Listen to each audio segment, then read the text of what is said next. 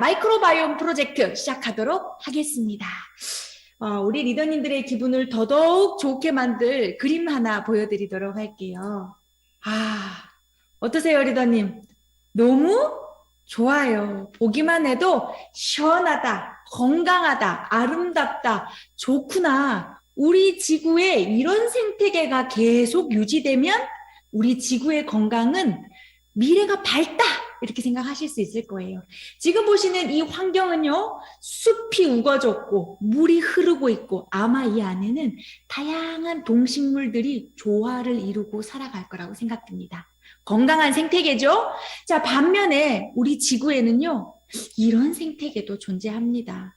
메마르고 황량하고 어떠한 동식물들도 찾아보기 힘든 좀 황폐한 자연 생태계를 볼 수 있죠.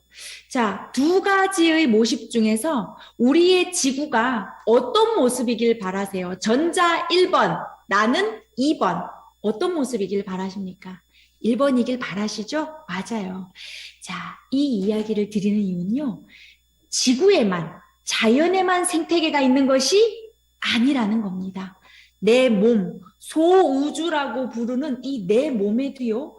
38조 마리라는 어마어마한 미생물이 살아가고 있는 생태계가 존재한다는 겁니다. 그런데요, 이 내 몸에 살고 있는 미생물과 그들의 생태계가 앞서 보셨던 풍부한 자연 생태계의 모습과 같으면 좋을지, 지금 보는 사진처럼 황량한 생태계면 좋을지, 이 대답은 누구나 똑같을 거라는 생각이 듭니다.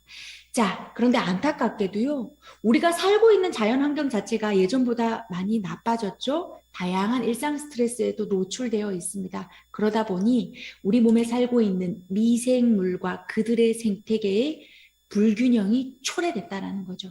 현재 우리는 내 몸의 미생물 생태계의 균형이 필요한 상황입니다. 기존에 상담하실 때 이런 표현 자주 쓰셨죠? 유해균과 유익균의 밸런스를 맞춰야 한다. 사실은요, TV에 나오는 여러 의사 선생님들도 이런 말 굉장히 쉽게 하는데요. 잘 생각해 볼게요. 나쁜 균, 유해균은요, 많을 필요가 없습니다. 적으면 적을수록 좋은 거예요. 굳이 좋은 균과 나쁜 균이 5대5의 비율을 가질 필요가 없어요. 그럼 도대체 누구와의 균형을 맞춰야 된다는 얘기인가요? 그것은요, 내 몸에 유익한 기능을 하는 다양한 종류의 유익균들끼리의 균형을 이야기하는 겁니다. 자, 앞으로 상담 포인트. 나쁜 균과 좋은 균의 밸런스가 아니라 좋은 균들끼리의 밸런스를 맞췄을 때 우리의 건강은 더더욱 발전할 수 있다. 이렇게 정의를 내리시는 게 맞다고 생각됩니다. 자, 미생물의 균형. 그렇다면 우리의 이 미생물이라는 것이 우리 건강에 어떤 영향을 끼치는지부터 알아야 균형을 맞출 이유를 찾을 수 있고, 그리고 그 방법도 찾아볼 수 있을 것 같습니다. 그래서 마이크로바이옴의 정의와 그 미생물이 우리 건강에 끼치는 영향, 그리고 프로바이오틱스의 영양학적 기능까지 차근차근 보도록 할게요. 자, 마이크로바이옴. 굉장히 어려운 용어 같지만요. 이미 알고 있는 개념입니다. 말 그대로 미생물을 뜻하는 마이크로브라는 단어와 생태계로 해석되는 바이옴의 합성어예요. 미생물과 그 미생물이 살아가는 생태계. 그런데 얘네들이 서식하는 곳이 어디라고요? 내 몸. 그렇죠. 바로 내 몸에서 서식하는 미생물과 그들의 생태계를 마이크로바이옴이라고 합니다. 크게 세 가지로 나눌게요. 내 몸에 살기는 사는데 그 어떤 영향력도 끼치지 않는 공생균이 있고요. 내 몸에 살면서 나쁜 균들의 성장을 억제시키며 이로운 효과를 나타내는 유익균도 있습니다. 반면에 내 몸에 살면서 컨디션이나 환경 조건에 따라 병원성을 나타내는 유해균도 있죠. 세 가지를 모두 다 통틀어서 마이크로바이옴이라고 이야기합니다. 꼭 좋은 균만 마이크로바이옴이라고 하지 않아요. 모든 미생물의 생태계입니다. 자, 비교 한번 해볼까요? 두 그룹이 있어요. 앞서 보시는 이 그룹은요, 생태계가 균형 잡힌 모양을 본다라고 되어 있습니다. 이건 우리 몸 곳곳에 미생물이 존재하지만 미생물이 가장 많이 있는 곳이 어디냐라고 하면 다 아시죠? 장. 그렇죠.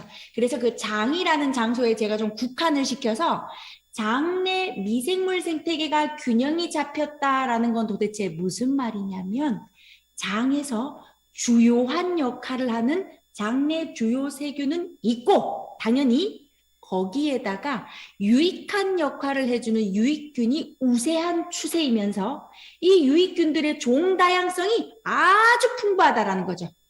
이게 바로 건강한 미생물 생태계고요. 반대로 미생물 생태계가 깨졌다라고 해서 장내 주요 세균이 없지 않아요. 이게 없으면 사람의 생명이 위태롭습니다. 무조건 있어요. 하지만 어떤 차이냐? 유익균 대비 유해균이 우세한 추세이면서 그러다 보니 종 다양성은 떨어지고 단순한 형태로 흘러가게 되는 거죠. 우리가 이걸 불균형한 미생물 생태계다라고 이야기합니다. 그러면 내가 알고 있는 균, 바로 프로바이오틱스는 어디에 해당이 되는 건가요? 라고 물으신다면 여기에 해당이 되겠죠. 잘 가꾸어진 아주 영양분이 풍부한 이 토양에 퇴비와 같은 역할을 하는 겁니다. 자, 균형 잡힌 생태계의 전체가 프로바이오틱스는 아니고요. 이 균형 잡힌 생태계의 구원투수 같은 존재, 건강한 토양의 퇴비 같은 존재다라고 보시는 게 더 정확할 거라는 생각이 듭니다. 그럼 우리 몸은 어떻게 될까요?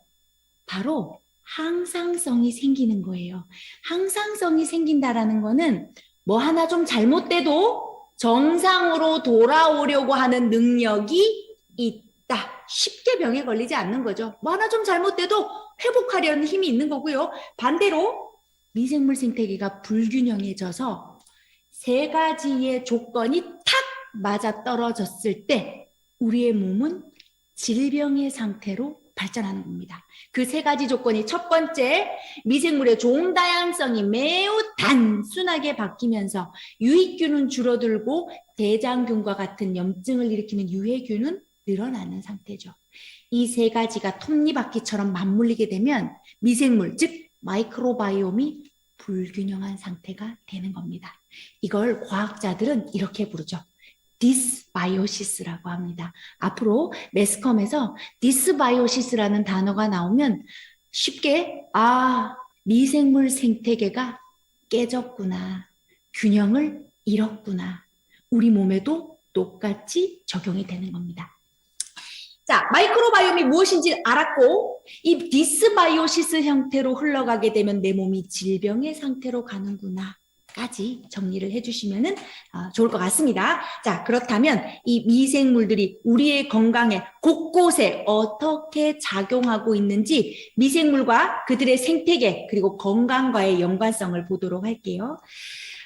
우리 몸에서 가장 미생물이 많은 곳은 장이다라고 알고 계십니다. 그런데요, 이 장에 미생물이 많이 서식할 수 있는 이유는 바로 구강으로부터 음식물이 들어오기 때문입니다. 그래서 입부터 시작해서 항문에 이르기까지 9m에 달하는 이 소화기 계통에 가장 많은 미생물이 서식하죠. 그리고 눈에 보이진 않지만 피부에도 미생물이 존재하고 있고요. 여성의 생식기에도 미생물이 존재합니다.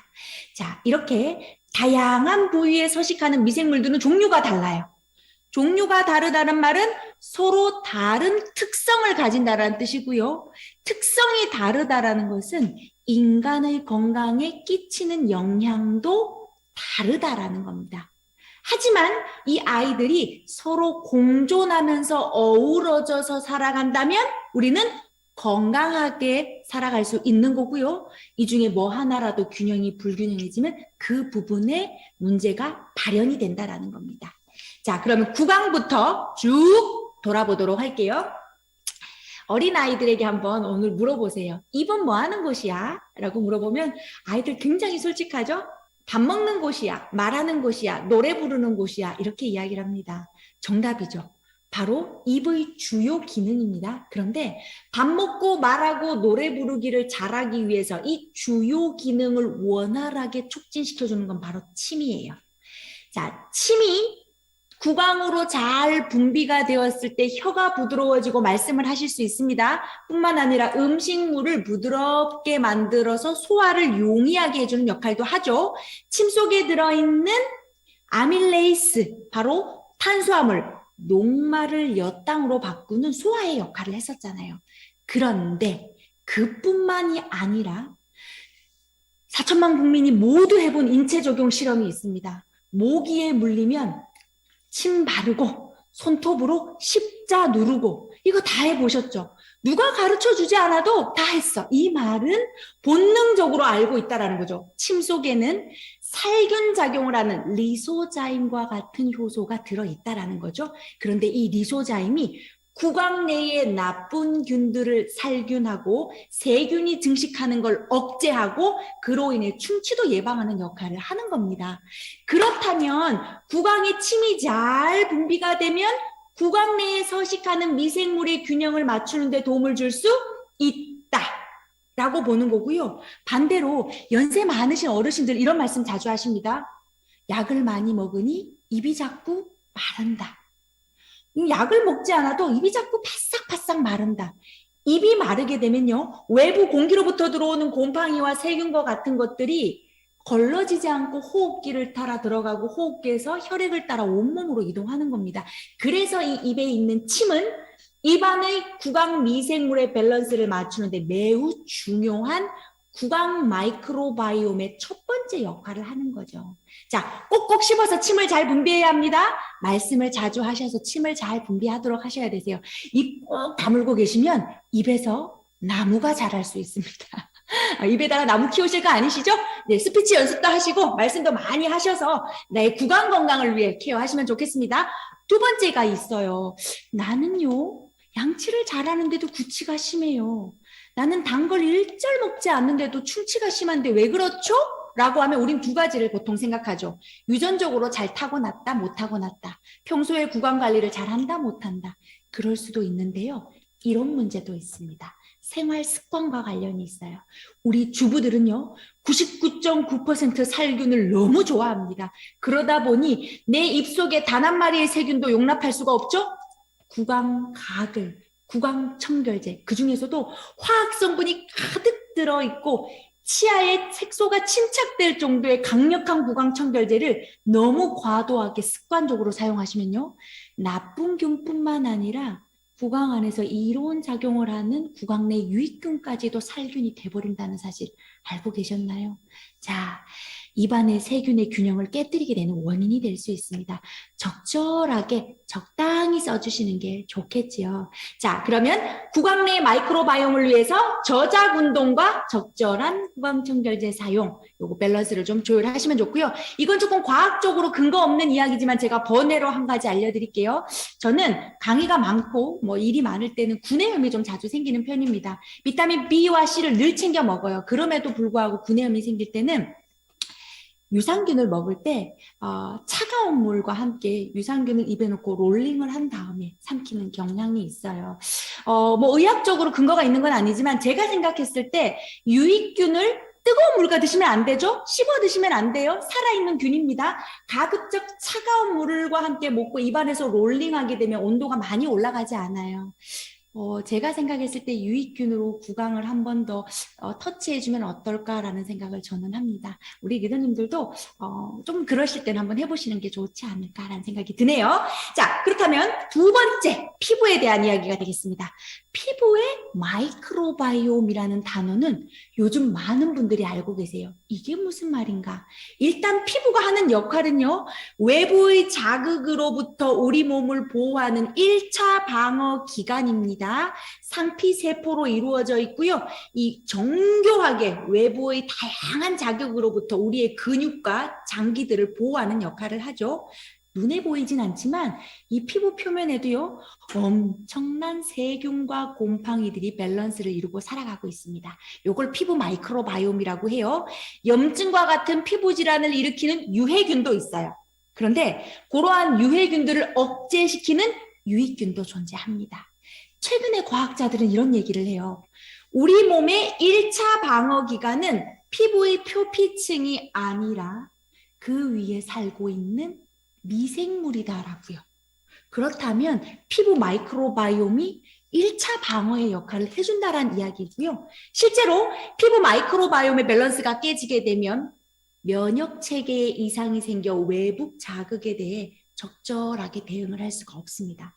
혹시 아토피 질환이 자주 생긴다, 알레르기 피부 질환이 심하다, 피부 면역 질환이 심각하다, 이런 데 영향을 주기 때문에 내가 예전에는 피부가 상당히 좋았는데 요즘은 트러블이 자주 생긴다라고 한다면 현재 나의 피부 마이크로바이옴의 상태는 유익균 대비 유해균이 상대적으로 많은 상태다라고 보셔도 좋을 것 같습니다. 물론요, 나이, 외부 자극, 환경, 자외선, 라이프 스타일에 따라 피부는 달라질 수 있어요. 하지만 그 한가운데에 바로 피부 마이크로바이옴이 밀접한 상관관계가 있다라는 거죠. 자, 균형 잡힌 피부 마이크로바이옴은 더 건강하고 아름다운 피부의 필수 요소입니다. 그런데요, 우리 피부 관리 어떻게 하고 계시나요?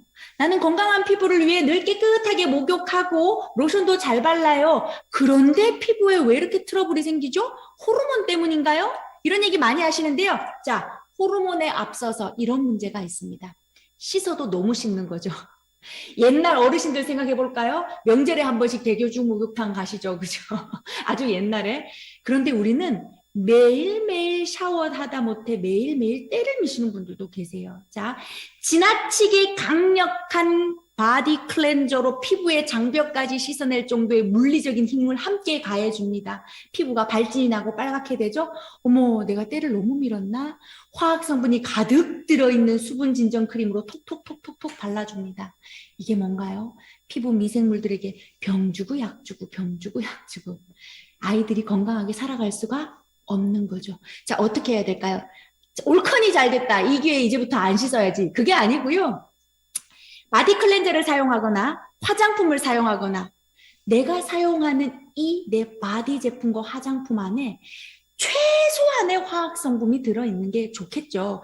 이걸 제품화하기 위해서 꼭 필요한 성분들은 있습니다. 그 다음에 가급적 식물 원료가 많이 들어있으면 좋고요. 더더군다나 발효 추출물과 같은 유익균이 들어있다면 내 피부 표면에 적절한 약산성 환경이 만들어짐으로 인해서 나쁜 유해균으로부터 보호를 할 수 있지 않을까. 이 말은 장 건강을 위해서 유산균을 챙겨 먹듯이 아름다운 피부를 위해서 유익균을 몸에 바르면 도움이 된다라고 생각하세요? 안 된다라고 생각하세요? 도움이 된다. 맞아요. 좋은 균으로 나쁜 균을 다스리는 것은 소화기에만 해당되는 것이 아닙니다.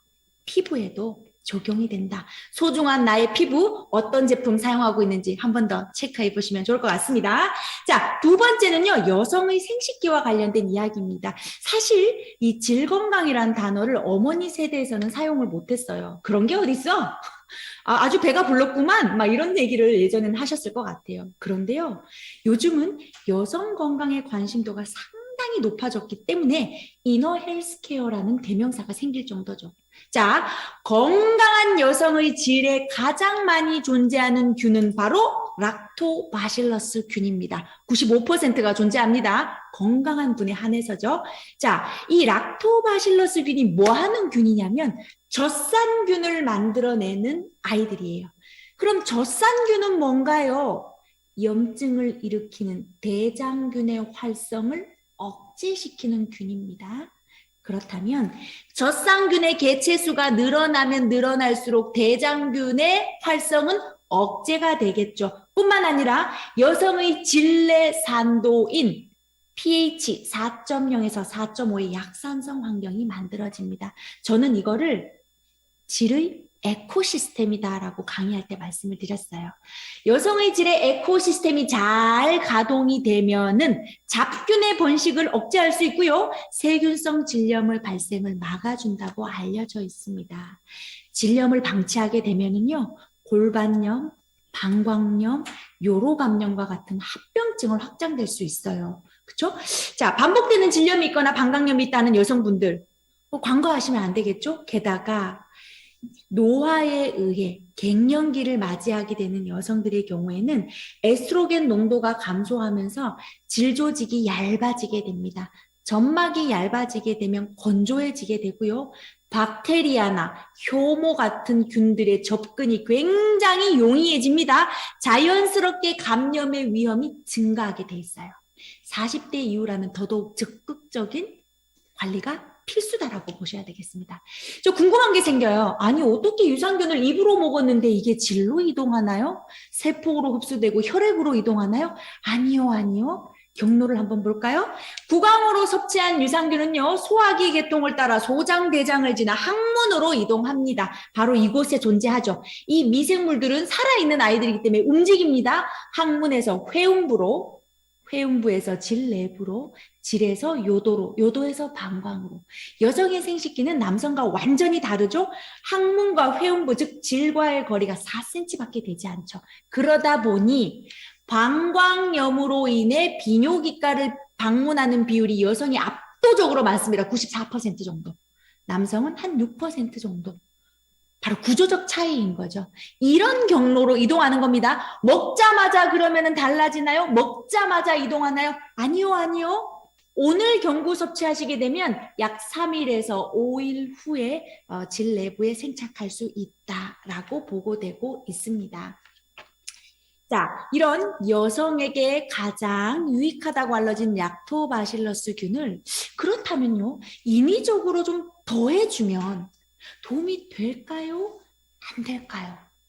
저는 된다라고 생각합니다. 예, 실제로 많은 학자들도 그렇게 생각하고 있기 때문에 여러 연구를 통해서 여성 질 건강에 도움이 되는지가 밝혀진 특정 균주로 만들어진 여성 유산균 제품이 나오고 있는 거죠.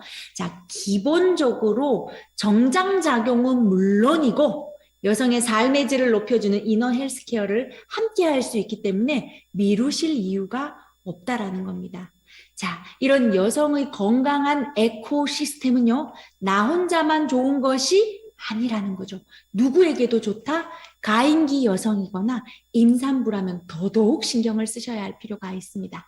자, 우리 몸에 미생물이라는 존재가 최초로 정착하는 순간이 바로 탄생의 순간이죠. 엄마의 자궁에 있던 이 태아는요, 분만 과정에 산도를 타고 내려오면서 아이의 입술이 가장 먼저 닿는 곳에 바로 엄마의 장과 질에 존재하는 미생물이 첫 마이크로바이옴의 씨앗이 되는 겁니다. 아이는 그때 만나는 균을 생애 첫 마이크로바이옴으로 받아들이게 돼요. 이 과정을 우리가 세균 샤워라고 부릅니다. 자, 이때 받아들인 균들은 앞으로 아이가 장내 생태계가 발전할 수 있는 기반을 마련하게 되는 생애 최초 미생물이 되는 거겠죠. 자, 그런데 출산해 보셔서 아시죠? 자연분만 선택의 여지가 없습니다. 이거는 뭐, 그래서 보통 어떤 말씀 많이 하시죠? 닥치는 대로 하는 거야. 미리 계획해도 소용없어. 맞습니다. 저라고 예외는 아니겠죠? 저 같은 경우에도 아는 만큼 독이 된다고 자연분만 너무나 하고 싶었지만 38의 첫 출산이었죠. 완전 노산이기도 했지만 11시간 반을 진통하고 결국은 제왕절개를 한 케이스입니다. 근데 병원에 누워있는데 밥이 안 넘어가더라고요. 아, 우리 아이가 처음 만났을 미생물은 나의 피부 표면에 있는 미생물과 병원 공기 중에 떠돌아다니는 미생물이겠구나. 이 생각에 너무 속상하더라고요. 자, 바로 이겁니다. 제왕절개를 했을 때는 개복을 하고 아이가 나오기 때문에 엄마 피부 표면에 있는 미생물 그리고 병원 공기 중에 떠돌아다니는 미생물이 생애 첫 마이크로바이옴인데요. 자, 생각을 하면 시작은 다릅니다. 이거는 뭐 누가 뭐래도 어쩔 수 없어요. 출발은 다를 수 있는데요. 이 두 아이들은 서서히 장내 미생물이 비슷해져요. 희한하죠? 왜 그럴까요? 먹는 게 비슷하기 때문입니다. 모유 아니면 분유예요. 예. 그래서 서서히 비슷해지다가 언제 급격하게 아이의 장내 미생물이 바뀌냐면은 본격적인 이유식을 시작할 때입니다. 미음을 먹을 땐 괜찮은데요. 미음에 채소가 한 가지, 두 가지, 세 가지 들어가면서 고기가 들어가면서 다양한 식재료가 첨가될 때 그때 아이의 장내 미생물 생태계는 또 완전히 바뀌기 시작하죠. 중요하죠. 어떤 걸 식재료로 선택하고 어떤 위생 환경에 놓여져 있는지에 따라서 우리 아이의 또 다른 출발의 시작점이 되는 겁니다. 자, 그러니 제왕절개했다고 끝이다 라고 생각하시면 안 됩니다. 자, 이런 여성들의 미생물 생태계가 태아에게까지 영향을 미치는 부분 보셨는데요. 이제 네 번째로는요. 장내 미생물에 대한 이야기가 되겠습니다.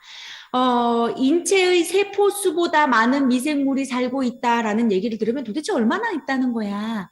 70kg 남성 몸 전체에 있는 세포수를 대략적으로 헤아려 보면 30조 개 정도 된다라고 합니다. 그런데 배꼽 아래에 약 200g, 장이죠. 200g 정도 되는 요 미생물 덩어리들은 38조 개라는 수를 가지고 있어요. 인간의 세포수보다 훨씬 더 많은 수를 보유하고 있죠. 몸 곳곳에 흩어져 있지만 97%가 대장이라는 장소에 서식하고 있습니다. 자, 유명한 사진을 한 장 보여드릴게요. 자, 이거는 뭐 화가가 그린 그림은 아닙니다. 미국 스탠퍼드 대학교의 세계적인 미생물학자 소넨버그라는 박사님이 찍은 장내 사진이에요. 자, 여기 보이시는 이 초록색 가운데 마치 경계선처럼 있는 이 부분이 바로 점막입니다. 점막이 두껍고 촘촘하다라는 느낌이 좀 드실 텐데요. 자, 이게 바로 장점막이면 이 파란색은 무엇이냐? 바로 여기가 면역세포 70% 이상이 존재한다는 장세포입니다. 그런데요, 이 장세포보다 더 많은 아이들이 존재합니다. 바로 이 점막 너머에 마이크로바이옴. 99%가 세균입니다. 어마어마하죠? 자, 그럼 우린 여기서 중요한 사실을 알 수 있습니다. 이 장점막을 사이에 두고 엄청난 종류와 숫자의 세균과 면역세포가 대치하고 있는 상황이에요.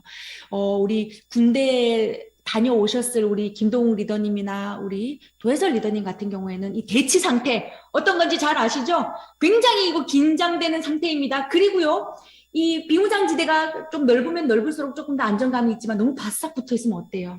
불안해요. 이 말은 장점막이 얇고 느슨해지면 여기에 있는 균들은 어디로 들어간다? 점막을 뚫고 장세포로 들어가서 면역계의 문제를 일으키고 전신염증을 발현하는 겁니다. 바로 이런 모습이죠. 지금 얘는 촘촘한 장점막을 볼 수 있는 거고요. 뒤에 있는 이 박스를 한번 보시겠어요? 장이 느슨해져 있습니다. 자, 외부로부터 들어오는 곰팡이, 바이러스, 소화되지 않은 음식 찌꺼기들이 느슨해진 점막을 타고 장세포로 들어가 그 아래 혈액을 타고 온몸으로 흐르게 되면 우리 혈액 쪽에 있는 세포, 백혈구는요, 그것들을 적으로 판단합니다. 음식 찌꺼기도 적으로 판단을 하죠. 면역 과잉 반응이 일어납니다. 가렵고 두드러기 일어나고 설사하고 염증 생기고 붓고 열나고 이런 것들이 모두 과민 반응을 일으키는 거죠. 음식 먹고 알러지 생기는 사람들 뭐 때문이야? 바로 이런 이유 때문이에요. 소화되지 않은 음식 찌꺼기가 장점막을 뚫고 들어가서 이 음식 찌꺼기를 적으로 판단하기 때문에 나타나는 과민 반응이라는 겁니다. 자, 이걸 우리가 뭐라고 부르냐면 장누수 증후군이라고 하죠. 누수, 샌다라는 뜻이에요. 뭐가요? 장점막이. 자, 그래서 10가지 정도의 증상을 볼 수 있습니다. 변비나 설사가 왔다 갔다 반복해요. 어떨 때는 설사, 어떨 때는 변비. 소화기 증상, 더부룩하고 답답하고 가스가 찰 수 있습니다. 피로감과 우울감도 온다네요. 게다가 알러지성 두드러기, 원인 모를 열감, 부종. 넘어지신 적 있으시죠? 찰과상을 입으면요, 시간이 지나면 이 부분이 부풀어 올라요. 그리고 그 부분을 만져보면 뜨끈뜨끈해요. 왜 그런 줄 아세요? 외부로부터 들어온 균을 백혈구가 면역 반응을 하면서 부풀어 오르고 그 부분에 열감이 생기는 겁니다. 즉 장이 새서 균이 들어오면 똑같은 반응을 몸에서 한다는 거예요. 그죠? 자, 잦은 피부 트러블, 체중이 빠지시는 분도 계시고 늘어나는 분도 계십니다. 머리가 맑지 않아요. 전신 통증을 느낄 수 있습니다. 장 하나 세포가 느슨해졌을 뿐인데 머리끝에서 발끝까지 다양한 증상이 발현된다는 것은 장내 미생물 균총의 상태에 따라 또는 장점막 상태에 따라 우리의 건강 상태가 좌우된다라는 이야기입니다. 그런데요, 나는 그래도 우울감과 피로감은 장누수와 관계가 없을 것 같아요. 왜냐하면 대장은 소화하고 배설하는 기관이고 뇌는 고등적인 정신기관인데 이게 두 개가 이게 무슨 연관이 있나요? 연관이 있습니다. 대장을 제2의 뇌라고 부르는 큰 이유 두 가지를 설명드릴게요. 첫 번째는 우리 몸에 있는 장기들은 대부분 뇌의 지배를 받습니다. 뇌의 명령에 따라 행동을 하죠.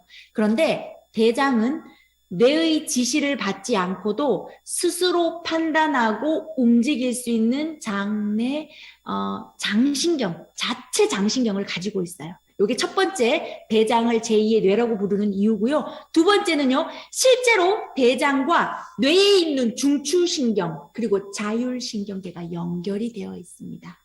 자, 이 이론은요. 감정 호르몬이라고 알려져 있고 행복 호르몬이라고 알려져 있는 이 세로토닌의 95%를 장내 미생물이 만든다라는 이론이고 실제로 그렇습니다. 무슨 말이냐면요. 우리는 건강을 위해서 단백질을 먹습니다. 단백질 안에는 필수 아미노산이 들어있죠. 자, 그런데 이 필수 아미노산 중에서도 트립토판이라는 필수 아미노산을 장내 미생물이 먹고 만들어내는 것이 바로 세로토닌입니다.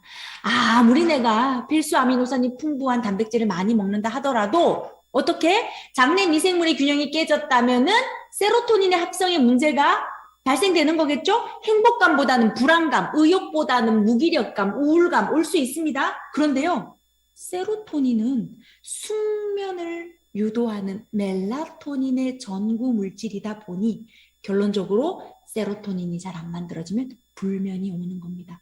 아, 장에 문제가 생기니 불안감과 우울감, 무기력감, 불면이 오는 이유가 바로 이것 때문이었구나. 그래서 과학자들은 이 이론을 이렇게 부르죠. 장뇌축 이론. 장과 뇌는 하나의 축으로 신경계로 연결되어 있어서 서로 신호를 전달하고 긴밀하게 상호작용한다라는 겁니다. gut brain axis를 장뇌축 이론이라고 기억하시면 됩니다. 장에 있는 여러 미생물 균총의 활동들이 실제 사람의 감정에 영향을 준다는 거고요. 감정뿐만 아니라 정신질환과도 연관이 있다라는 겁니다.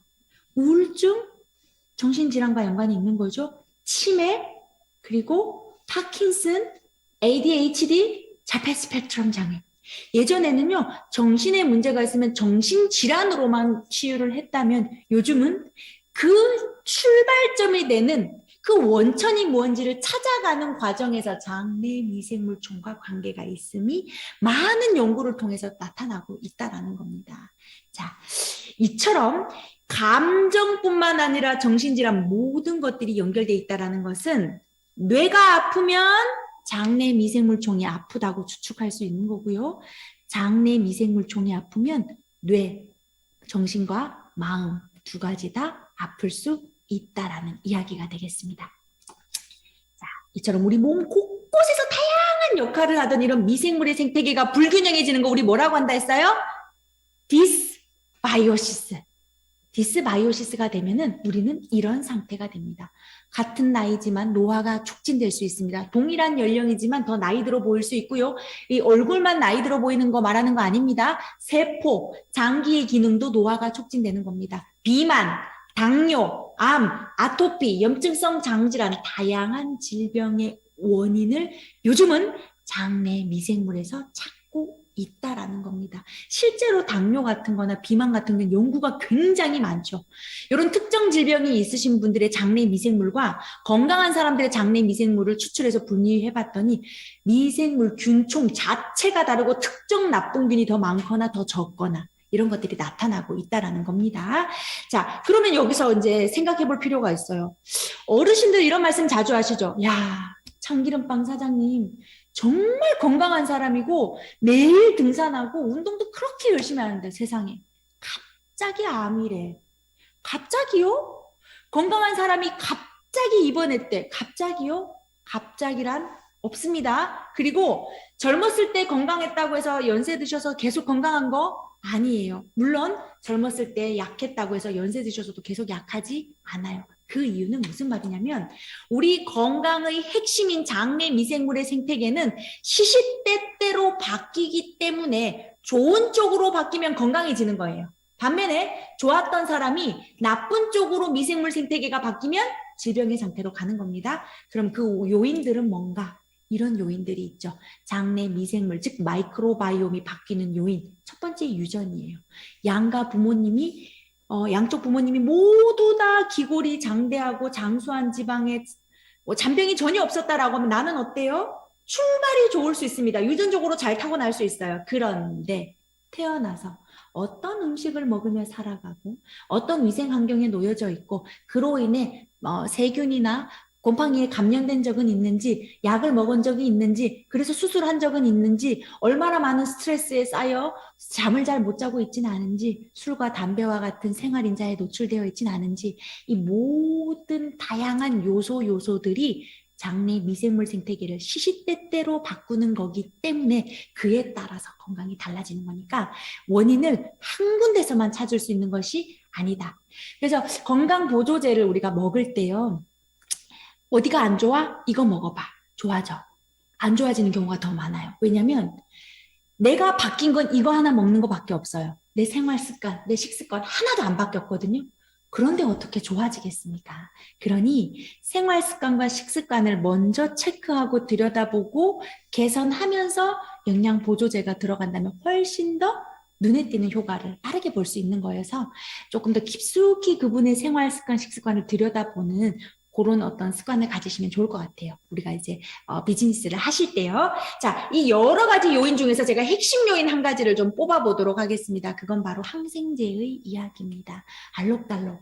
이건 사탕이 아니에요. 그죠? 자, 항생제. 최초의 항생제 페니실린이죠? 너무나 중요한 의약품입니다. 페니실린이 개발되기 전에는 세균에 감염이 되면요. 40대가 돼도 죽어야 됐어요. 그런데 지금은 70, 80까지도 너끈히 살아나죠? 우리가 특정 수술을 하고 나서도 균의 감염을 막기 위해서 항생제 먹잖아요. 그죠? 자, 항생제는 이런 약입니다. 세균에 감염이 되었을 때 그 세균의 번식을 억제하거나 또는 죽여서 감염을 치료하는 데 사용하는 약물이에요. 그런데 이 항생제의 영문 이름 한번 보시겠어요? 안티바이오틱스입니다. 나는 최지한 강사의 안티팬이야 라고 한다면 저를 좋아하지 않는다는 말씀이신 거잖아요.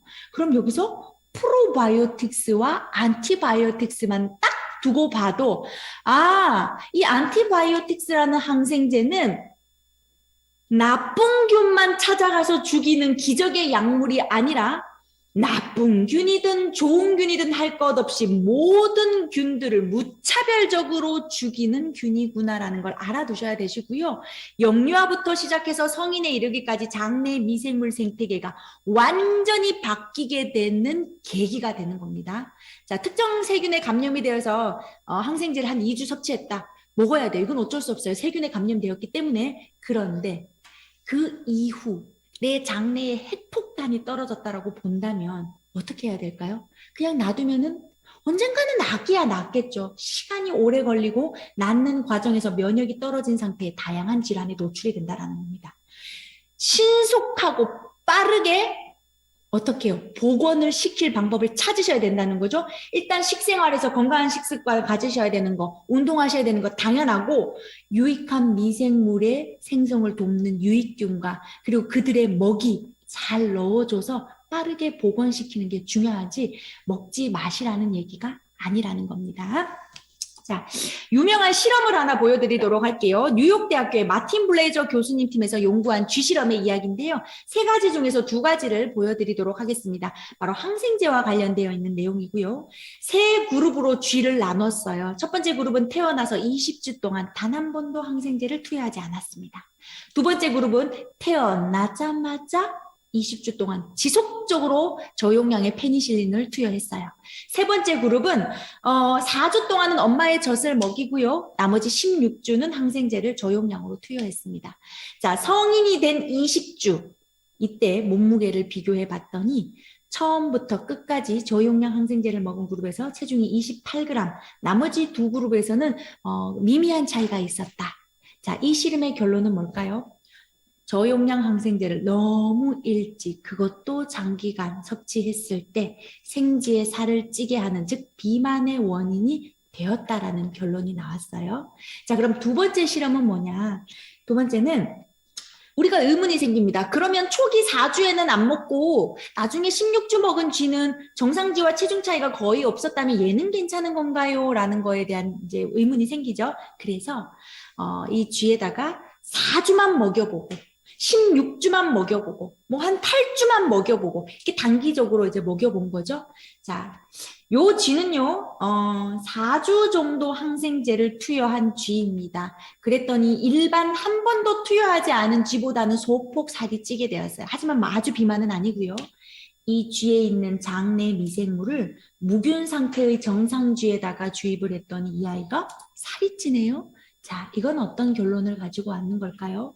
지금 당장 비만이라는 형태로 나오지는 않아도 이 장내의 마이크로바이옴의 균형이 깨져서 성인이 되었을 때 또는 자랐을 때 비만을 유발할 수 있는 장내 미생물 생태계가 만들어진다. 즉 비만이 되는 성질은 바뀌지 않는다라는 겁니다. 자, 항생제가 그런 역할을 했다라는 것을 볼 수 있어요. 우리나라 항생제 사용률이요, OECD 평균을 웃돈다라는 거는 뉴스에서 많이 나왔습니다. 그러면 이제 생각 좀 해볼까요? 왜 이렇게 항생제를 많이 처방해주지? 일단은 리더님들도 한번 생각해 보세요. 어디가 안 좋아라고 하면 주변 분들에게 병원을 추천받습니다. 야, 그 병원 가봐. 되게 진료 잘해. 어떤 거예요? 가자마자 즉각적으로 아주 신속하고 빠르게 독한 약을 처방해 주니 금방 나을 수 있다는 이야기입니다. 기다려볼 여유가 없는 거예요. 자, 실제로 제가 실로 충격적인 이야기를 한 가지 해드릴까요? 고려대학교 안암병원의 종양혈액내과 신상원 교수님이 다큐멘터리 인터뷰에서 이런 말씀하셨습니다. 사실 의학 교과서에는 감기와 중이염에는 항생제를 안 쓰게 돼 있어요. 저는 이 얘기 듣고 좀 충격받았어요. 저는 의사가 아니고 영양학을 전공한 사람이긴 하지만 의사 선생님이 시킨 대로 해야 되는 게 맞다고 생각했습니다. 그래서 아이에게 2주, 3주 동안 꾸준히 중이염이었을 때 처방을 받았어요. 너무 배신감이 느껴지는 거죠. 일반인은 의학 교과서를 볼 일이 없습니다. 당연히 의사 선생님이 시킨 대로 하는 거예요. 그런데 의학 교과서에는 처방하지 않도록 되어 있는데 왜 처방을 했을까? 두 가지로 이야기할 수 있다고 합니다. 첫째, 환자의 입장에서 병원에 가 진료를 받고 약을 처방받았는데 낫지를 않아요. 그러면 저 의사는 직무유기하는 거야. 환자를 생각하지 않네. 환자를 방관하는 거야 라는 생각이 들고요. 의사의 입장에서는 이 환자가 약을 먹었는데도 낫지 않으면 우리 병원에 안 와요. 서로의 신뢰가 문제가 된다는 겁니다. 자, 그러니 병원에 가셨을 때 한 3일 정도 약 드셔보시고 경과 봐서 약을 바꿔봅시다 라고 말씀해 주신다면 좀 믿고 치료를 받아보시는 게 좋을 것 같습니다. 자, 네덜란드에서는요, 이런 표가 있습니다. 올바르게 적절한 방법으로 쓰세요. 그리고 꼭 필요할 때만 사용하세요. 유럽에서 요즘은 항생제 줄이기 캠페인이 굉장히 많이 진행되고 있죠. 제가 첫 강의 때 이거를 보여드렸더니 어떤 리더님이 아주 장문의 글을 남기셨어요. 채팅창에. 그래서 제가 도중에 읽어보고 깜짝 놀랐습니다. 제가 바디키를 3년째 참여하고 있는데 살이 빠지지 않아요. 이유를 오늘에서야 알게 되었습니다. 저에게는 어렸을 때 항생제를 많이 먹었고 그로 인해 장내 뚱보균이 있었던 거예요. 라고 하셔서 이것도 오해의 소지가 있겠다라고 해서 한 장을 더 준비했습니다. 내 장에 뚱보균이 존재해서 내가 뚱뚱해지는 것은 아니에요. 이 눈에 보이지도 않는 이 미미한 이 미생물 하나가 내 몸 전체를 비만으로 만들 수는 없는데 요즘 TV에서 의사 선생님들이 나와서 뚱보균, 날씬균 이야기 참 많이 하시고요. 그래서 이렇게 좀 이슈가 될 수 있긴 한데요. 마이크로바이옴이 최초로 연구가 되는 한 2006년도에 나왔던 논문에는 이런 말들이 많이 나와요. 예를 들어 장내에 페르미테쿠스라는 균이 많아지면 비만했고 그게 적으면 날씬했다. 그런데요, 장내 마이크로바이옴의 연구가 많이 이루어진 요즘에는요, 원래 그 나라 사람들은 페르미쿠테스라는 이 장내의 뚱보균이 아니라 그게 우세종이야. 날씬한 사람도 원래 그게 많이 바뀌었어요. 자, 그러면 뚱보균이 없으면 뭐 때문에 살이 찌는 거예요? 이거예요. 특정 균이 나를 비만으로 만드는 게 아니라 장내 미생물 생태계가 비만으로 만들어주는 형태로 밸런스가 깨졌다라고 보는 거죠. 자, 그러면 이렇게 말씀해 주시면 됩니다. 운동도 열심히 하고 바디키도 잘 챙겨 먹는데 왜 체중이 잘 안 빠질까? 어쩌면 현재 너의 장에 있는 미생물의 생태계가 균형이 깨져서 비만의 형태로 발전하는 양상일 수 있을 것 같아. 뭐부터 하셔야 되세요? 장내에 있는 미생물 관리 먼저 하셔야 되세요. 다이어트를 하실 때도. 그게 먼저이라는 겁니다. 자, 이제 그러면 우리에게 필요한 균이 뭔 줄 알았어요. 아, 유해균보다는 유익균이 많아야 되겠습니다. 자, 이 아이들이 내 몸에 살고 있고 나는 건물주예요. 자, 세입자들에게 어떤 먹이를 제공할 건지에 따라서 어떤 세입자는 남을 것이고 어떤 세입자는 떠날 것입니다. 자, 건물주이신 우리 리더님들 어떤 먹이 제공해주고 계세요? 유익균이 좋아하는 먹이 제공하고 계시나요? 유해균이 좋아하는 먹이를 제공하고 계시나요? 장이라는 한정된 장소에서 두 균이 늘 전쟁을 벌입니다. 영토 확장이 목적이기 때문이에요. 그런데 먹이에 따라 달라질 수 있다. 이런 먹이를 먹여주고 계시나요? 내가 먹고 급격하게 혈당을 올리는 흰밀가루, 흰쌀밥, 액상과당, 설탕, 기름진 음식, 술 이것들은요 모두 다 나쁜 균들이 좋아하는 음식물들이에요. 당연히 유해균이 우세할 수밖에 없습니다. 우리가 원하는 건 유익한 균들의 영토 확장이죠. 식이섬유가 필요하다는 이야기입니다. 자, 오늘 이 시간에 식이섬유의 역할에 대해 완전히 마스터하도록 할게요. 그냥 비만을 예방하고 혈당 조절되고 콜레스테롤 낮춰주고 미생물 먹이가 된대 이렇게 얘기하시면요. 결론이고요. 설득력이 없습니다. 그 과정을 알아야 돼요. 자, 식이섬유를 먹을 때 물을 많이 먹으라라고 하는 이유는요. 식이섬유가 위에 들어가면 수분을 끌어당깁니다. 부피가 커지면서 겔화가 돼요. 식사하시기 전에 1시간 전 식이섬유와 물을 미리 드셔주시면 겔화가 진행되는 과정에 포만감이라는 감정을 느끼게 됩니다. 그러면 식사 섭취량이 좀 줄게 되겠죠? 비만을 예방할 수가 있는 겁니다. 두 번째, 이 덩치가 커진 식이섬유가 소장으로 이동을 하게 되면요. 소장이 하는 역할은 영양소를 분해하고 흡수하는 역할을 하는데 이게 덩치가 너무 크니까 분해하는데도 시간이 오래 걸려요. 흡수하는데도 시간이 오래 걸리는 거죠. 그러니 영양소 흡수가 일어나면 인슐린이 급격하게 분비가 돼서 혈당이 올라가는데 흡수가 더디다 보니까 인슐린도 서서히 분비가 되면서 혈당도 서서히 올랐다가 서서히 내려가게 되는 겁니다. 급격한 혈당 상승이 없는 거죠. 그래서 혈당 관리에 도움을 받는 거고요. 자, 소장을 다 지나 이제 대장으로 왔어요. 여전히 덩치가 크네요. 대장벽에 붙어 있는 담즙산이라는 지방 분해를 도와주는 이 아이들을 흡착하면서 대변으로 끌어내어서 버려버려요. 그러면 우리 대장에는 뭐가 부족해지냐면 담즙산이 부족해져요. 누가 만들겠습니까? 신호를 보내죠. 우리 몸에 담즙산이 부족한다. 콜레스테롤아, 어서 출동해서 담즙산을 만들거라. 혈액 중에 놀고 있던 콜레스테롤은 출동합니다. 담즙산을 만들러. 그럼 혈중 콜레스테롤 농도가 어떻게 되겠어요? 감소하게 되는 거예요. 그런 원리로 이렇게 도움을 받으시는 겁니다. 게다가 나는 먹고 배가 불러 포만감을 느꼈는데 다 소화시키지 못하네요. 식이섬유가 난소화성이라고 부르는 이유는 소화하기 난하다라는 뜻입니다. 그럼 누가 소화를 시키냐? 바로 장내 유익한 균들이 남아있는 그 부분들을 먹고 소화를 시키는데 그때 만들어지는 것이 바로 단쇠지방산입니다. 바로 이 단쇠지방산, 짧은 사슬 지방산이 우리 건강에 핵심적인 역할을 하는 아이들이에요. 자, AP에 가끔 오셔서요. 단세지방산 어디에 진열되어 있는지 물어보시는 리더님이 계세요. 그래서 제가 깜짝 놀랐습니다. 이거는 진열해놓고 판매하는 제품이 아니에요. 만들어야 돼요. 누가요? 내가 먹고 내 미생물들이 만드는 겁니다. 단세지방산이 만들어지면 우리 대장이 어떻게 되냐면요. 장내 산도가 내려가요.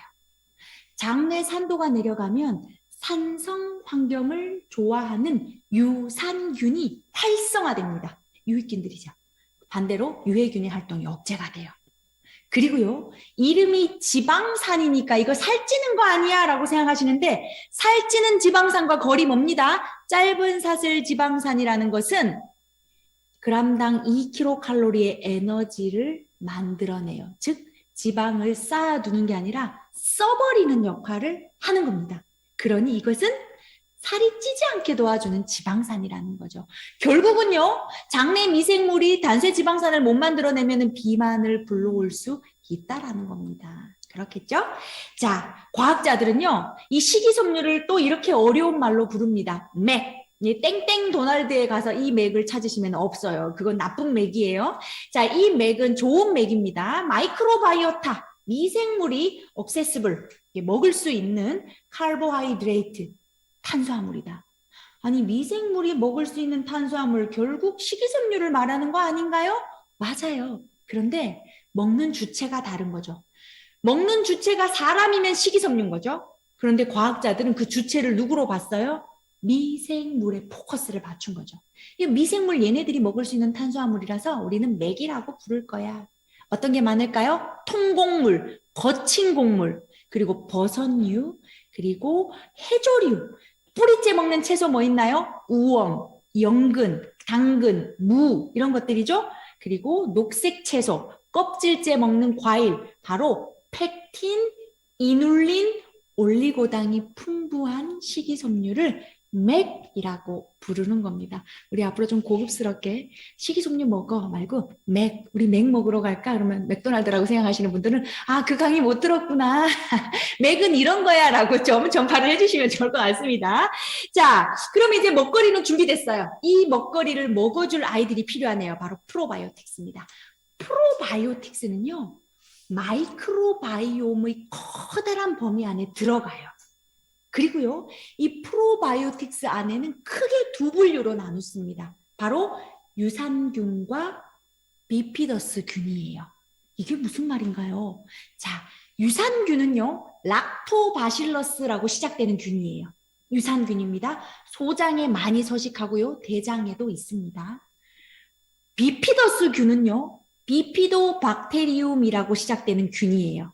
이 아이는 대장에만 서식합니다. 실제로 대장이 면역세포의 70% 이상이 존재하고 면역 기능의 핵심적인 역할을 한다면 바로 비피더스균이 그 역할을 한다는 거죠. 그런데요, 비피더스균은요, 산소와 만나면 죽어버려요. 배양하기도 어렵고요, 분리추출하기도 어렵고요, 제품화하기도 어렵고요, 유통 과정에서도 죽는 경우가 많아서 원료가 굉장히 비쌉니다. 내가 먹는 유산균에 혹시 비피도박테리움이라고 시작되는 균 뒤에 숫자까지 붙어 있나요? 그렇다면 원료값이 비싼 좋은 균주를 먹고 있다라고 생각하시면 됩니다. 자, 유산균의 역할은 유해균을 억제하고 배변 활동을 원활하게 해서 장 건강에 도움을 준다. 다 아시는 이야기인데요. 아까 보셨던 그 장내 미생물 사진을 찍으셨던 소넨버그 교수님이 이런 얘기를 했습니다. 유산균은 나그네다. 아니, 이런 무슨 청천벽력 같은 소린가요? 나그네? 그럼 왔다가 떠나갈 나그네 먹을 필요 없네요. 그게 아니라 한 번 섭취한 유익한 균들은 내 장에 평생 사는 게 아니라 한 1, 2주 적당히 좋은 역할을 하다가 죽거나 대변과 함께 빠져나간다는 거죠. 떠나는 나그네가 있으면 오는 나그네도 있어야 되니 어떻게 하라는 얘기입니까? 꾸준히 섭취를 하셔야지 드시다 마시다 드시다 마시다 하면 나그네의 공백 기간이 생긴다라는 겁니다.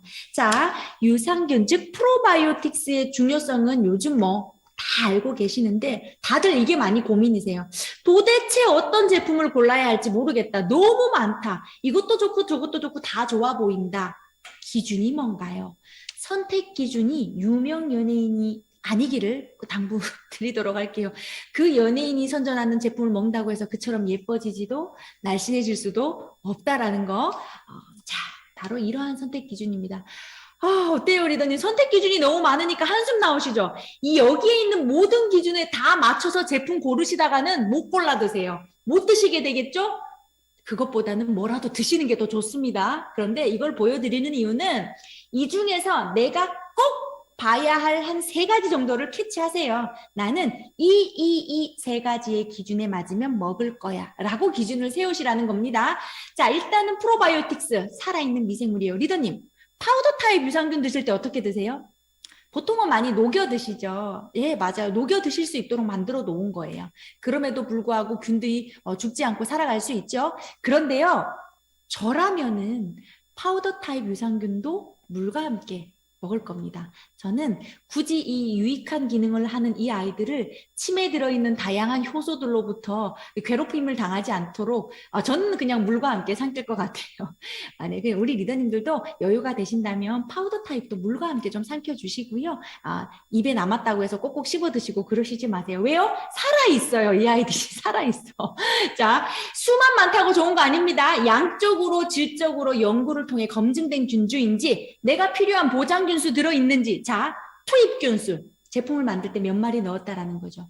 보장균수 정해진 유통기간 안에 언제 뜯어서 확인을 해도 그 정도 들어있다. 즉 50억 보장이라는 말은 50억 이상 들어있다라는 얘기예요. 그게 유지가 되려면은 좀 더 안정적인 균수죠.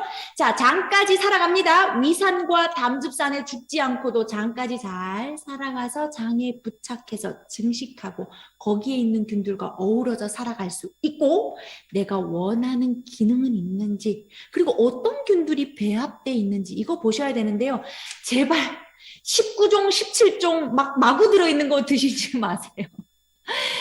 영혼 없이 만든 제품에 열광하시는 분들 계십니다. 막 영혼 없이 막 넣는 거죠. 이것저것 다 넣는 거예요. 자, 사실은요, 얼마 전 식약처에서도 19종, 17종이 다 들어있는 균주를 수거해서 검사를 했더니 사실 특정 한두 균주는 일정량 들어있고 나머지 17균주, 15균주는 0.011 막 이런 식으로 정말 이름만 거론하는 이런 컨셉 원료라고 합니다. 알고 계세요?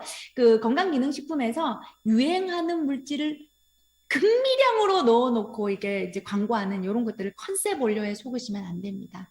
자, 한 5가지에서 8가지 사이 정도 안정적인 균수와 이름을 정확하게 적을 수 있는 게 표시되어 있는 게 더 좋습니다.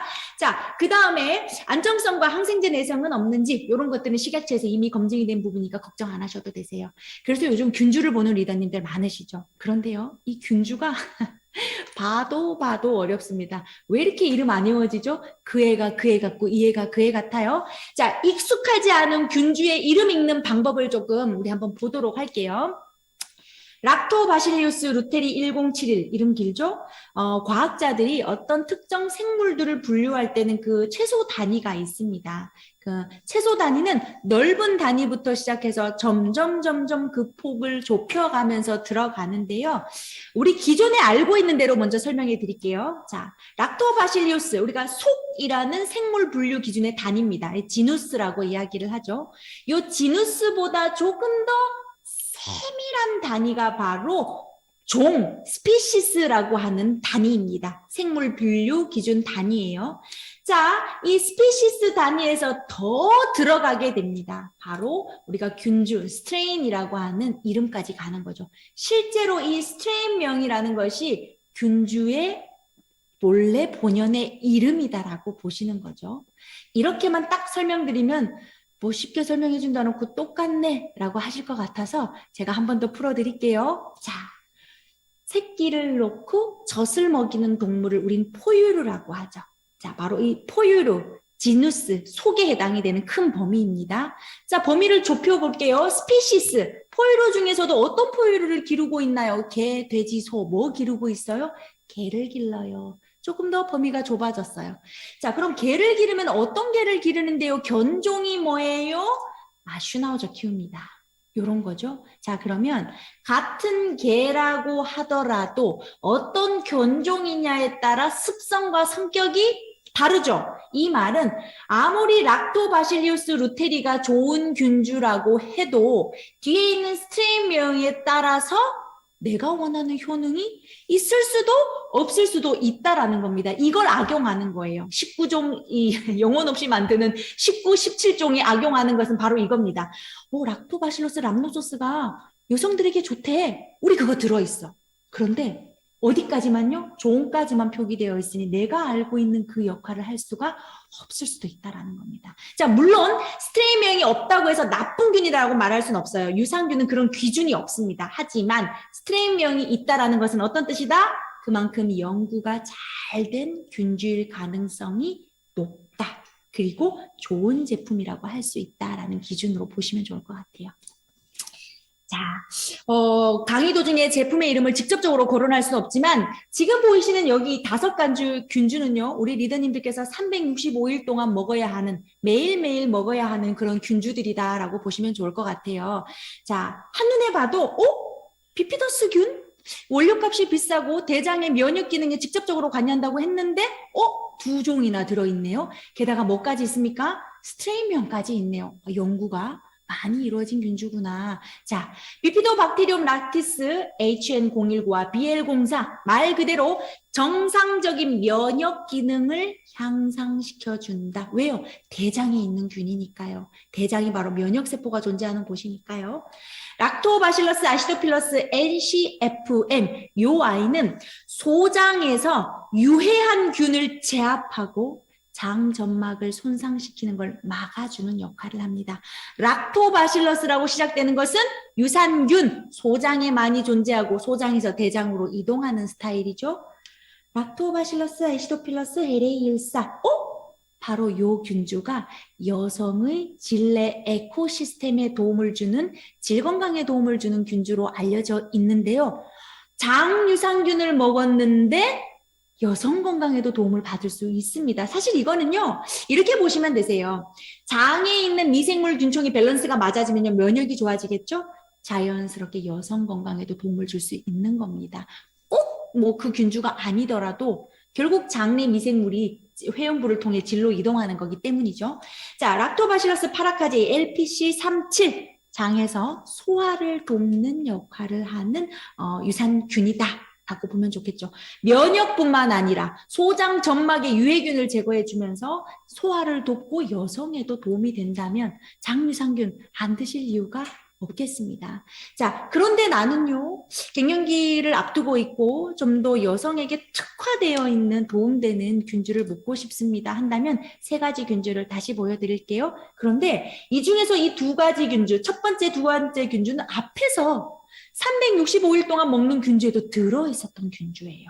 말 그대로 정상적인 어떤 정장작용에 도움을 줄 수 있는 애시도필러스 NCFM 배변 활동 원활하게 해주는 거예요. 그죠? 그 다음에 2번째 아시도필러스 LA14 여성 질 건강에 도움을 줄 수 있죠. 그런데 밑에 있는 람노서스 HN001 요 아이와 바로 위에 있는 LA14 이 2균주의 합이 중요합니다.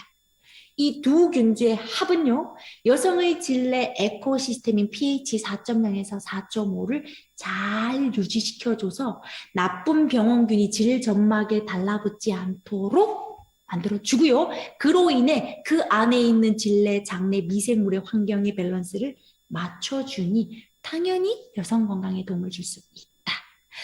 근데 질염이 자주 오시는 분들은 방광염도 자주 와요. 이게 연결이 되어 있으니까요. 그래서 조금 더 부원료에 신경을 쓰면 어떨까라는 생각이 듭니다.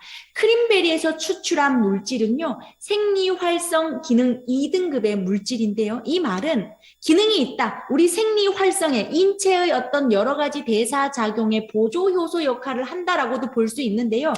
크림베리에서 추출한 특정 성분 같은 경우에 요로의 유해균이 흡착되는 걸 억제시켜줘서 방광 건강에 도움을 좀 줄 수 있다라고 보시면 좋을 것 같습니다. 그렇다고 했더니 또 땡땡 마트에 가셔서 크림베리 건조된 걸 또 이만큼 사가지고 오셔서 한 움큼씩 두 움큼씩 막 드시는 거죠. 리더님 혈당 올라요. 살찝니다. 안 돼요. 그렇게 드신다고 해서 이 유효 성분을 내가 원하는 만큼 먹을 수도 없고 거기까지 가기 전에 당 오르고 살이 먼저 찌더라. 그래서 추출된 정제된 형식으로 드시는 게 좋을 것 같습니다. 자, 궁금증을 좀 해결해 드릴게요. 3가지. 첫 번째, 우리 딸아이가 중학교 2학년인데 먹어도 될까요? 먹어도 됩니다. 이제 여성이라는 기준은 어떤 기준인가요? 청소년은 여성이 아닌가요? 여성이죠. 2차 성징이 나타나면 성숙해 가고 있는 여성이라고 봐야 합니다. 그런데 우리 그 여아를 둔 자녀분들 아실 거예요. 그 어르신들은 아이가 월경 주기 기간에도 불편한 몸의 상태로 계속적으로 책상에 앉아 공부를 합니다. 통풍이 안 돼요. 위생 관리 잘 안 됩니다. 아이들도 2차 성징이 나타났다면 관리를 차원에서 먹을 수 있고요. 그 다음에 또 2번째 질문입니다. 물론 가임기 여성, 임산부 여성, 그리고 갱년기 여성 다 드실 수 있겠죠. 특정 그 성분에 대한 알러지 반응이 없어야 됩니다. 예를 들어 베리류에 알러지가 있다. 이런 분들은 알러지 반응 나타날 수 있어요. 우리가 식물 영양소가 풍부한 종합 비타민을 먹을 때 나 이거 먹으니까 두드러기 났어. 그럴 리가 없는데 그게 아니라 식물 원료 중에 내가 예를 들어서 계피 알러지가 있다면 계피가 들어가 있는 영양제를 먹었을 때 어때요? 알러지 반응이 나타날 수 있는 거지 제품에 문제가 있는 것이 아니라는 겁니다. 자, 그 두 번째 질문 중에 이거 많죠? 여성 유산균과 장 유산균 같이 먹어도 되나요? 둘 중에 뭘 먹어야 되나요? 같이 드실 수 있습니다. 자, 그런데요. 저라면은요. 한꺼번에 먹진 않을 것 같아요. 이 말은 무슨 말이냐면 유익한 균들도 자기들끼리는 어느 정도 경쟁 관계에 있습니다. 그러니 내가 원하는 기능을 좀 극대화하고자 한다면 굳이 이 아이들을 치열한 경쟁으로 막 내몰아서 막 그럴 필요는 없을 것 같아요. 그래서 저라면은 오전에 장유산균 먹을 것 같고요. 오후에 여성에게 도움되는 균주를 먹지 않을까. 너무 바빠서 잊어버려요 하신다면 그냥 차라리 잊어버리시는 것보다 함께 드시는 게 나을 수가 있습니다. 세 번째 질문, 남성도 먹어도 되나요? 왜 이렇게 탐을 내시는 거예요? 자, 일단은 남성분들 드실 수 있어요. 죽지 않아요. 의약품이 아닙니다.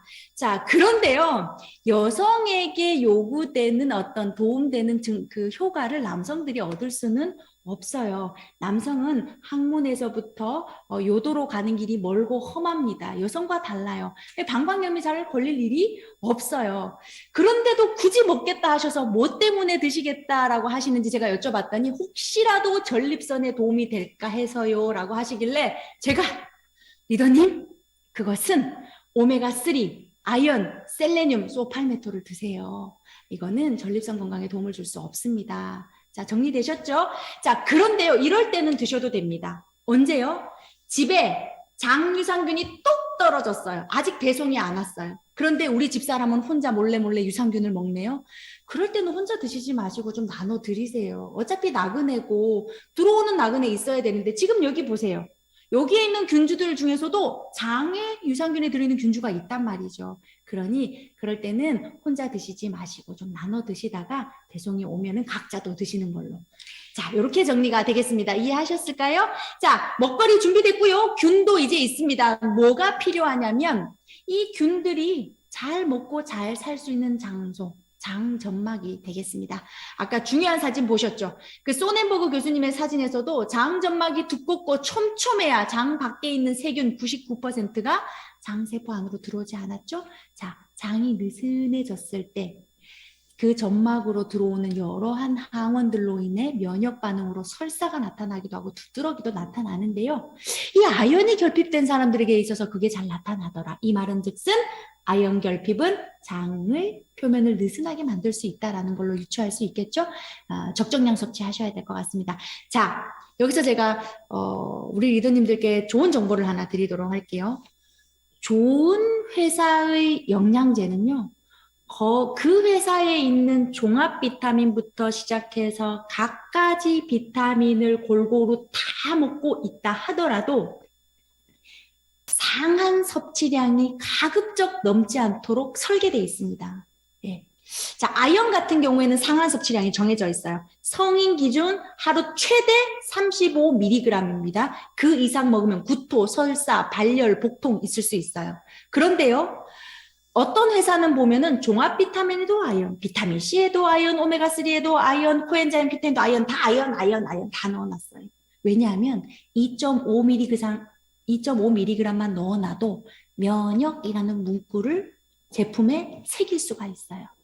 그러다 보면은 우리 회사 제품은 다 면역에 좋아 이렇게 되는데 그 회사 거 다 드셨다가는 아연 상한 섭취량이 초과되는 겁니다. 소비자를 생각 안 하는 거죠. 먹는 사람을 생각 안 한다는 얘기인데 오늘 한번 제품 책자를 이렇게 보시면서 과연 우리 회사에 있는 제품에 아연이 들어간 것들은 총 하루 35mg을 넘을까 한번 체크해 보세요. 넘는다면 저한테 전화하세요. 안 넘었을 겁니다. 자, 이거를 알아두시면 좋을 것 같아요. 자, 참고로 어린아이 유치원 다니기 전 그 조그마한 어린아이들은 하루 6mg 정도 보고 있습니다. 이건 일일 권장 섭취량이에요. 상한 섭취량이 아니라. 자, 청소년들 12mg 정도를 보고 있고요. 성인은 18mg을 보고 있습니다. 하지만 성인 기준 최대 35mg까지 드실 수 있다. 참고해 주시면 좋겠죠. 이분 누구이신가요? 네, 바로 전 마이크로소프트 회장인 빌 게이츠의 사진입니다. 이분이 지금 앉아 있는 곳은요, JP 모건 헬스 컨퍼런스라는 2018년도에 열린 회의예요. 여기가 바로 글로벌 제약 업계의 탑 회사의 최고의 기술자들과 연구자들이 모여서 건강에 대한 새로운 기술과 트렌드에 대해 발표하고 논의하는 자리입니다. 자, 빌 게이츠는 아시는 것처럼 이런 의학 바이오 산업에 굉장히 많이 투자를 하죠. 자, 이때 빌 게이츠가 한 이야기가 있어요. 인류에게 중요한 헬스 키워드 세 가지. 그 첫 번째는 뇌, 치매 치료제입니다. 인간의 수명이 100세까지 늘어났어요. 그런데 내가 누구인지도 모르고 나 자신을 잃고 20년, 30년을 살아간다면 과연 그 삶의 질이 높다고 이야기할 수 없겠죠. 치매 치료제가 1번 뇌가 나왔고요. 두 번째 헬스 키워드는 바로 암, 항암제입니다. 면역과 관련된 이야기죠. 면역 과잉 반응으로 나타나거나 면역 조절이 잘 안 돼서 발생되는 암 굉장히 많습니다. 자, 이러한 암도 뇌질환과 같은 맥락이에요. 기대 수명과 평균 수명은 늘어났는데 의약품과 의술에 의존하면서 살아간다면 인간의 존엄성이 과연 그대로 유지될까라는 거죠. 우리가 삶의 질이라는 건 인간의 존엄성이 포함되는 겁니다. 그죠? 자, 그래서 두 번째고요. 세 번째가 바로 마이크로바이옴이에요. 자, 인류 질병을 해결하는데 매우 중요한 열쇠가 될 것이다. 자, 한번 들여다보세요. 뇌, 암, 장. 이 세 가지의 단어는 전혀 연관성이 없을 것 같은데 희한하게 증가하고 있습니다. 어떤 뜻일까요? 뭔가 연결점이 있다라는 겁니다. 그 연결점이 뭘까라고 했을 때 바로 우리 면역계가 잘 조절되지 않는 염증이라는 거고요. 이 염증의 결정적인 역할을 하는 것이 바로 장내 미생물, 마이크로바이옴이라는 거죠. 제가 한 이야기가 아니고요. 서울대학교 미생물학 전공자이신 이 천종식 교수님이 하신 이야기입니다. 자, 그러니 이 마이크로바이옴, 즉 우리가 지금 알고 있는 프로바이오틱스라는 것들은 내가 먹으니 너도 먹어, 내가 좋으니 너도 좋아가 아니라 지극히 개별화, 개인 맞춤이 그 어떤 영양 보조제보다 중요하다라는 이야기입니다.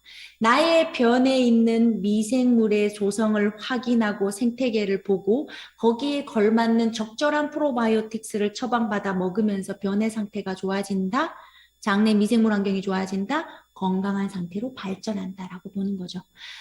리더님들께서도 아마 곧 만나시게 될 프로젝트에 대해서 심의에 어긋나지 않게 걸러서 좀 설명을 드렸습니다. 자, 찰떡같이 다 알아들으셨나요? 네. 네, 알겠습니다. 자, 제가 준비한 마이크로바이옴 강의는 오늘 여기서 이제 마무리가 될 건데요. 혹시 궁금하신 점 있으신 리더님은 채팅창에 궁금하신 점 좀 남겨주시면 좋을 것 같고요. 반주한 리더님 혹시 클로징 멘트가 있으신가요? 있으시면은 하셔도 좋으시고 없으시면은 마무리를 지으셔도 될 것 같습니다. 네, 간단하게 할게요. 일단은 저희가 새롭게 출시될 것까지 짚어주셔서 너무 좋았고요. 이게 사실은 2월 언제 하나 저는 다이아몬드 미팅 때 들었는데 너무 빨리 출시되더라고요. 2월 4일 날 출시가 있어가지고. 근데 사실은 그것까지도 이렇게 딱 꼭 집어가지고 설명해 주시고 꼭 필요한 것을 이렇게 해주셔가지고 저희한테 굉장히 큰 도움이 됐어요. 그래서 2월 달에 없어가지고 강의가 근데 이렇게 같이 설명을 미리 해주셔가지고 설 전에 선물처럼 잘 들었습니다. 감사합니다. 네, 고맙습니다, 리더님. 리더님들의 장내 미생물이 건강할 수 있도록 밀가루는 줄이고 맥을 많이 섭취하시기를 설 전에 특별히 더 당부드리도록 하겠습니다. 건강한 2월에 만나도록 할게요. 최지안이었습니다. 안녕히 가세요. 고맙습니다.